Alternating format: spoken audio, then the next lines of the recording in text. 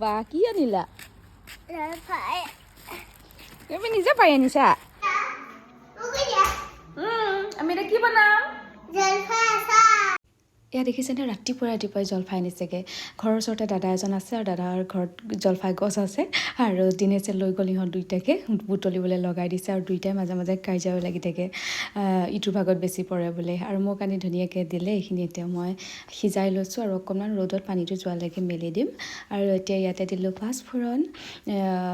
লং দালচেনি পাঁচফোৰণ আৰু ধনিয়া চফ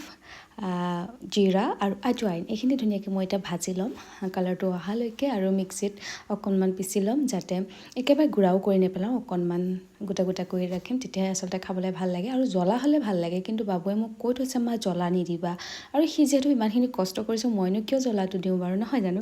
সেইবাবে দুটামানহে মই শুকান জলকীয়া দিছোঁ ইয়াত যদি সৰহকৈ শুকান জলকীয়া দিলোঁ হয় বেছি ভাল লাগিলে হয় খাবলৈ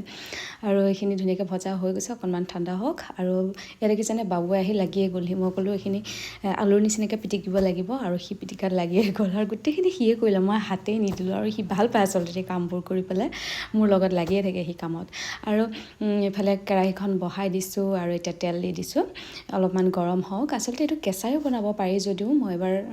সিজাই বনাইছোঁ কাৰণ কেঁচাই বনালে বৰ বেছি এটা দিন ৰাখিব নোৱাৰোঁ আৰু সিজাই বনালে মই কেইবাদিনলৈও ৰাখি থ'ব পাৰিম সেইবাবে সিজাই বনালোঁ আৰু এটা দিলোঁ পাঁচফোৰণ আৰু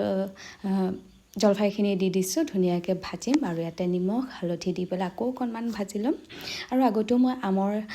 আচাৰৰ ৰেচিপি এটা দিছিলোঁ আপোনালোকে বহুত বেছি ভাল পাইছিলে আৰু সেইটো খায়ো বহুত বেছি ভাল লাগিছিলে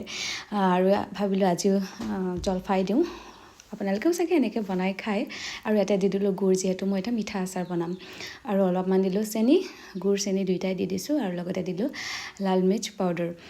আৰু এনেকৈ কোনে কোনে বনাই খাই জনাব মোৰ কিন্তু বহুত বেছি ভাল লাগে খাই